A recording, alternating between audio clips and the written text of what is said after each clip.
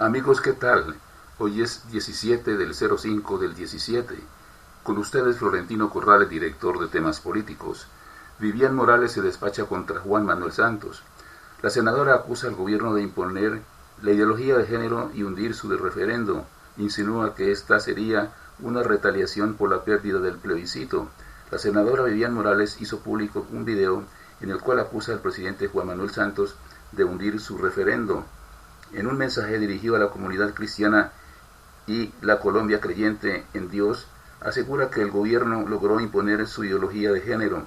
Morales asegura que desde el gabinete y las cartillas inmorales del Ministerio de Educación, el gobierno está intentando ayudar a todas las banderas de la comunidad LGBTI.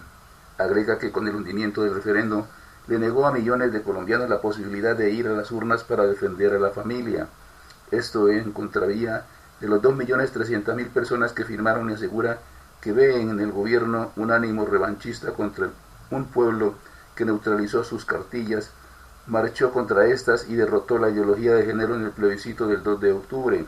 Al finalizar aseguró que desiste de adelantar la apelación en la Cámara para su referendo por el poder que tendrá el gobierno para que esto no sea realidad.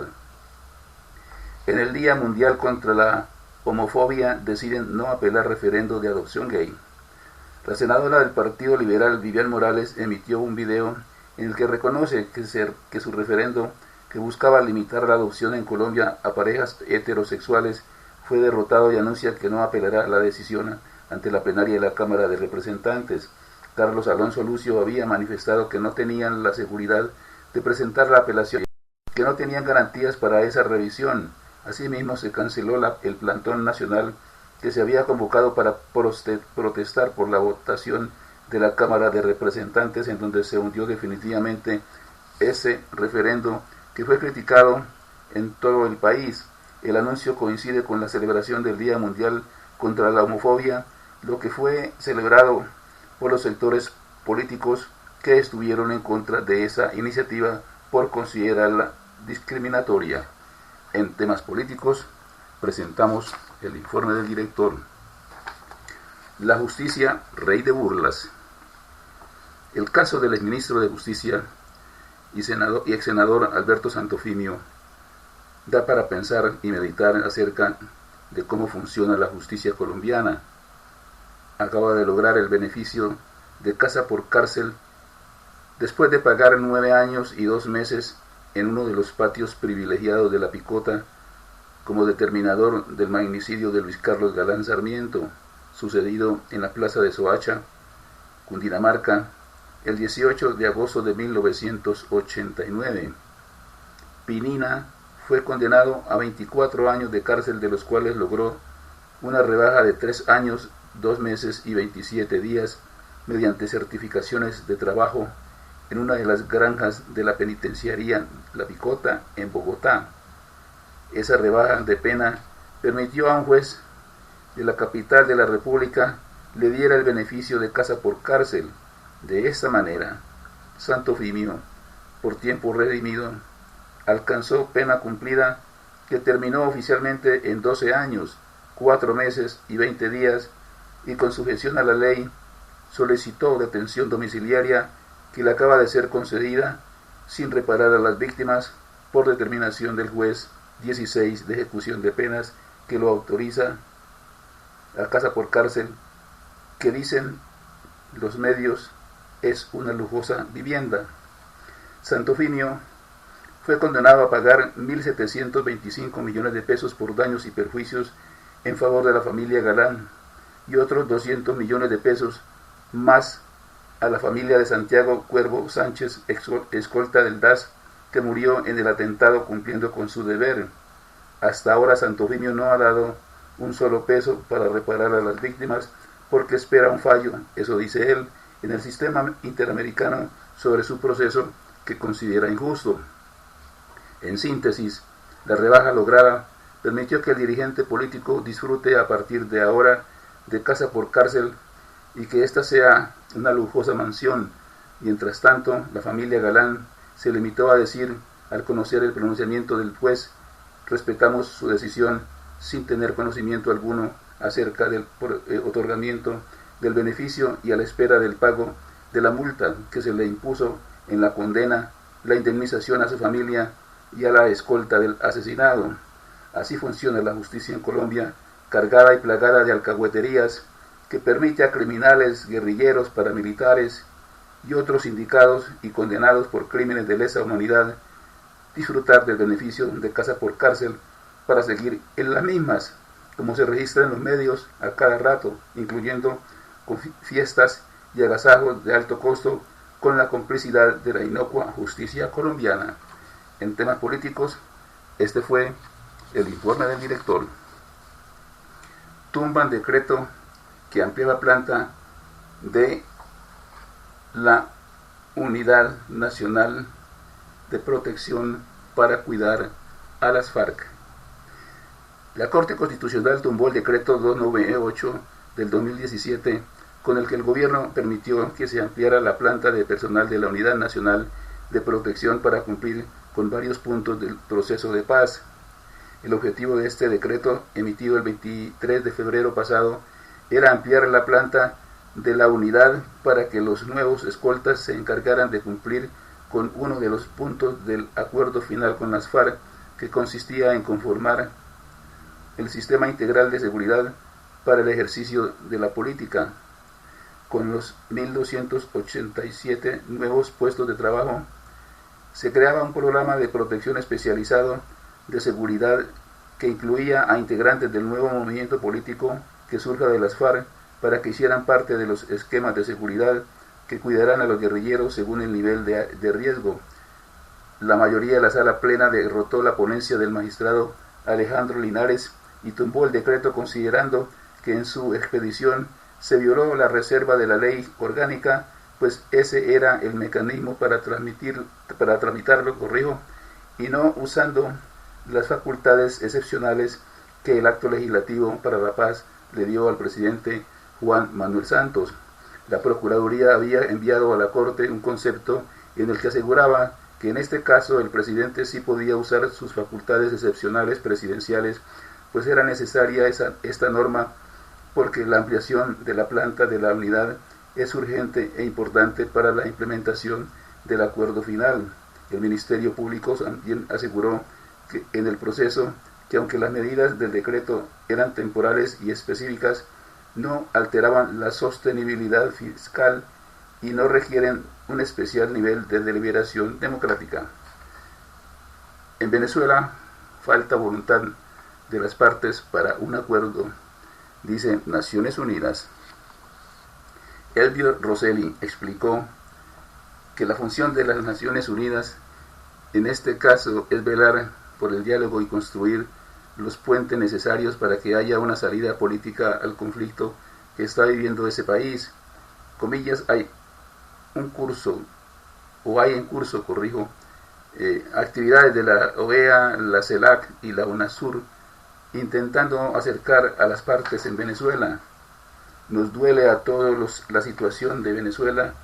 Tienen que salir de esto gracias a un acuerdo político y nuestra tarea no es exacerbar los ánimos, pero sí construir los puentes necesarios para que los venezolanos puedan resolver esta situación, cierra comillas, precisó.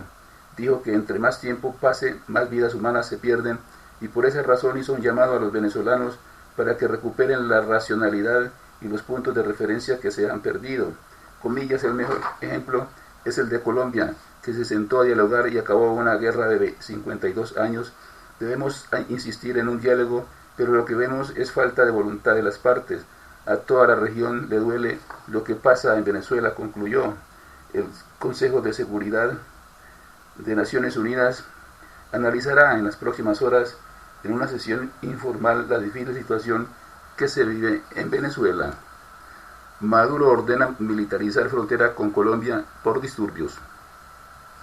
El presidente venezolano Nicolás Maduro ordenó este miércoles militarizar el estado Táchira al oeste tras saqueos y ataques contra instalaciones policiales y militares, anunció el ministro de Defensa Vladimir Padrino López.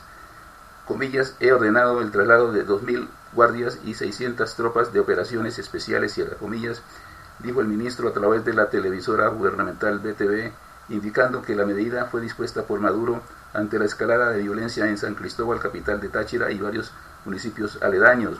Al menos una veintena de comercios saqueados, 2 instalaciones de policía incendiadas y un destacamento militar atacado con bombas incendiarias fue el saldo de disturbios registrados en esa región entre la noche del martes y la madrugada de este miércoles, según un parte oficial. Un teniente coronel comandante de la unidad castrense resultó herido en el rostro. Padrino, también jefe de la Fuerza Armada, aseguró que esos hechos no tienen precedentes en Táchira, en la frontera con Colombia, y dijo que demuestran el accionar subversivo de la oposición para desestabilizar al gobierno. Comilla: nos preocupa profundamente que estas células van tomando dimensiones superiores, producto del llamado irresponsable de algunos actores políticos de oposición, cierra comillas. Sostuvo e indicó que el objetivo es extender la violencia a otras zonas del país. Las protestas de la oposición contra Maduro, iniciadas el 1 de abril, dejan 42 muertos, de los cuales se responsabilizan mutuamente el gobernante socialista y sus adversarios. El ministro aseveró incluso que la idea es convertir a Venezuela en otra Siria, a Táchira en un Alepo. Comillas: esa es la vía, la destrucción, la muerte entre nosotros, cierra comillas, añadió Padrino, quien instó a la oposición a no equivocarse, pues el gobierno y la Fuerza Armada juegan en el mismo tablero y no vamos a permitir que la patria caiga en el caos.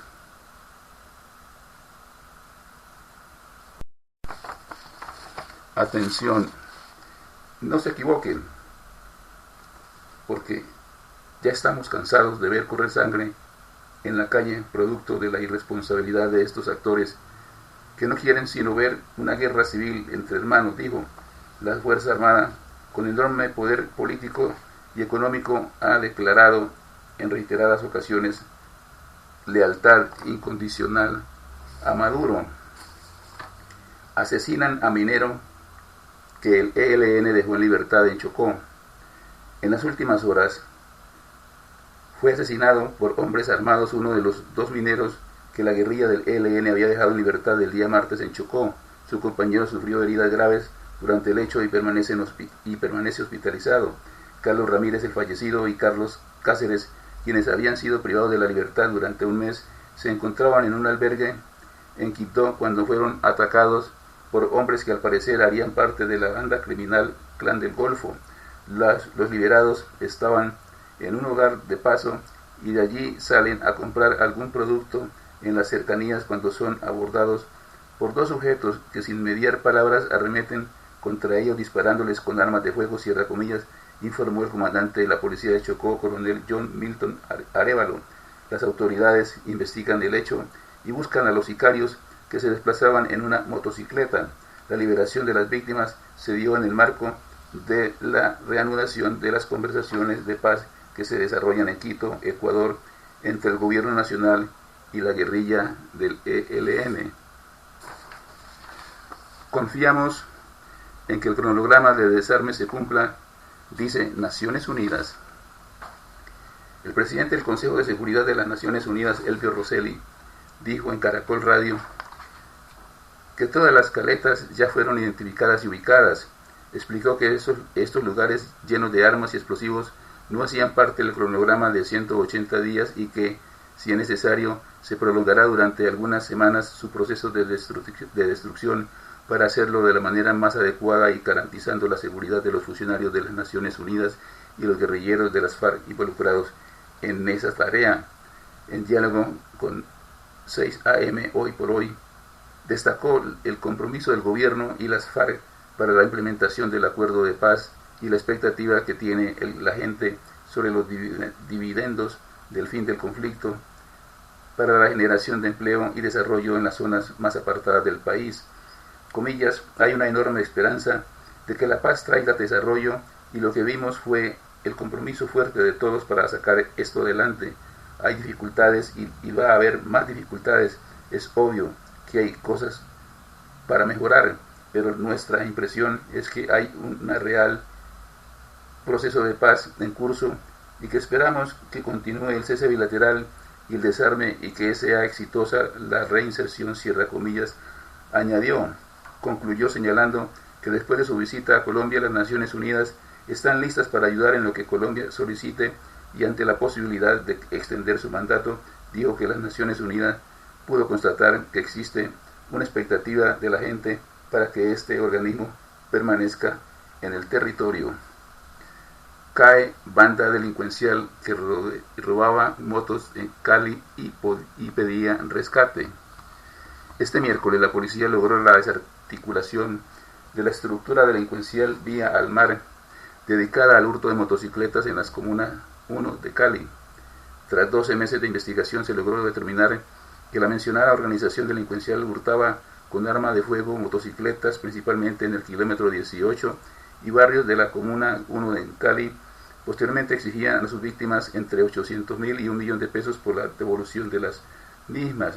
En 3 allanamientos en los barrios Villa del Mar y Terrón Colorado se capturó a alias Becken, Alex Mecánico y El Gallero, quienes serían integrantes de la banda. Los capturados fueron dejados a disposición de la Fiscalía 86 de Estructura de Apoyo por los delitos de hurto calificado y agravado, concierto para delinquir y extorsión. El comando de esta unidad policial adelanta un plan especial en Cali y su área metropolitana con el propósito de recuperar automotores reportados como hurtados. A la fecha se han recuperado 14 vehículos y 10 motocicletas. 10 embalses del país tienen su capacidad al tope. De los 26 embalses principales que tiene el país, unos 10 tienen su capacidad al tope por las fuertes lluvias que se han presentado y que, según el IDEAM, estarán presentes hasta junio. Uno de esos es el embalse de Betania, que se encuentra en alerta, según el IDEAM, por niveles altos. El instituto pide incluso a las autoridades que se tomen medidas con los pobladores ubicados aguas abajo del embalse por el impacto que puedan causar las descargas. Asimismo están al máximo los embalses Prado en Tolima, Muña, Cundinamarca y San Lorenzo en Antioquia. Otros que están a punto de alcanzar el máximo son el Peñol, Río Grande y Playas en Antioquia, así como Topocoro en el centro del país y Calima en el valle. Tutela podría frenar la intervención del Consejo Nacional Electoral en las revocatorias del país. El Consejo Nacional Electoral no ha tomado una decisión sobre el proyecto de resolución que pretende reforzar los requisitos de los comités promotores para ser avalados por la registraduría, y una tutela ya podría quitarle el poder de decidir el futuro de la revocatoria como mecanismo de participación. Holman Morris, concejal de Bogotá y promotor de la revocatoria del alcalde Enrique Peñalosa, presentó una tutela que el 15 de mayo fue admitida para estudio por el Tribunal Administrativo de Cundinamarca. Este nuevo proceso que se abre podría, de fallar a favor del demandante, quitarle poder al Consejo Nacional Electoral para intervenir en los procesos que se adelantan en Bogotá. Comillas, nosotros vemos amenazado el derecho importante conquistado en la Constitución de 1991. Este derecho está en peligro por el accionar del Consejo Nacional Electoral, quien está atribuyendo competencias que no le corresponden. Presenté una tutela que ya fue admitida y en los próximos días podría haber un fallo histórico en la defensa de los derechos de los colombianos, cierra comillas, indicó Morris. El concejal del movimiento progresista añadió que más tutelas contra el Consejo Nacional Electoral están en trámite e indicó que la ley es clara al pedir a los comités promotores razones para revocar un mandato y no pruebas, como lo sugiere el Consejo Nacional Electoral. Esta tutela se presenta porque actualmente el Consejo Nacional está estudiando una resolución para reglamentar el uso de la revocatoria, luego de que la Federación Colombiana de Municipios le solicitara revisar la exposición de motivos de los 107 procesos que están en curso en todo el país. Una vez fijados los lineamientos generales, los magistrados del Consejo Nacional Electoral decidirán si cada comité cumple o no la nueva norma para continuar con el proceso en contra de los mandatarios. Una vez notificados, el Consejo Nacional Electoral tendrá 3 días para responder ante un tribunal Posteriormente, la justicia tendrá que definir si existe el riesgo de vulneración de un derecho, como lo sugiere el demandante, o le da vía libre a la reforma que proponen los magistrados a este mecanismo de participación y control ciudadano. En el caso de Bogotá, 3 comités promotores están en proceso de recolección y entrega de firmas para verificar por parte de la registraduría. En caso de alcanzar 280.000 apoyos y no ser tumbados por el Consejo Nacional Electoral, se le llamaría a un referendo revocatorio donde los ciudadanos tendrán que decidir si el alcalde Enrique Peñalosa continúa o no en el cargo. Nuevo round entre Uribe y Cepeda, esta vez por el ubérrimo. Los senadores Álvaro Uribe e Iván Cepeda una vez más se agarraron en la plenaria del Senado por cuenta de los señalamientos del legislador del Polo Democrático, en medio de un debate de control político en el que se discutía sobre la extradición de Andrés Felipe Arias a Colombia y de la situación de Venezuela. Cepeda dijo que el exministro de Agricultura era un delincuente y que incluso él le había alcahueteado a Uribe la canalización de la hacienda del ubérrimo con dinero del Estado. Comillas, algún día usted tendrá que responder ante la justicia por el informe que ha hecho a la Contraloría señalando cómo se han desviado los recursos para su propio beneficio. Esa es la verdad. Así usted diga que hablaron las FARC o que lo que se quiera ocurrir. Cierra comillas. De inmediato el expresidente pidió la palabra y negó los señalamientos que hizo Cepeda en su contra y lo retó a que visite su finca, pero no con mentiras como, según él, lo ha hecho. Comillas, senador Cepeda, usted ha ido allí a el ubérrimo mintiendo, como una vez que pidió un carro de la Defensoría del Pueblo para ir a visitar la prisión de la represa de Urrá y se fue para el ubérrimo. La próxima vez me dice, lo espero, y vaya con el Márquez y con Santrich y con cuanto bandido quiera ir y no sea cobarde y mentiroso, cierra comillas. Asimismo, Uribe respondió a las críticas que hizo su compañero de recinto, comillas, muy claramente se ha explicado con documentos públicos que lo único que se hizo allí fue darles mantenimiento a unos canales no privados, a unos canales públicos que se hicieron durante la administración de Alberto Lleras en los años 60. No hay un peso del gobierno nacional en predios privados de mi familia, pero además lo que se hizo fue darle mantenimiento a unos canales de riego. Mi familia tenía predios en la zona de canales de drenaje, pero no en la zona de canales de riego. El senador Cepeda vuelve a mentir, adjudicándole a mi familia y a mi persona inversiones de dinero del Estado en canales propios. Más aún, señor presidente, mi familia paga cumplidamente la cuota de sostenimiento de esos canales, cuota de sostenimiento en años de cuando les dan sostenimiento y en años cuando no les dan sostenimiento, y hemos tenido que sufrir tremendas inundaciones en ese distrito de drenaje, porque a pesar de que pagamos durante muchos años, no le dan sostenimiento, cierra comillas. No es la primera vez que estos dos senadores tienen un fuerte cruce de palabras en los recintos del Congreso por cuenta de sus opuestas ideologías políticas. Hasta aquí, temas políticos. La invitación muy cordial para que nos sigan en Twitter, Facebook, YouTube, de lunes a viernes, @temas políticos, una sola palabra. Muchas gracias por su sintonía. Los espero mañana. Buenas noches.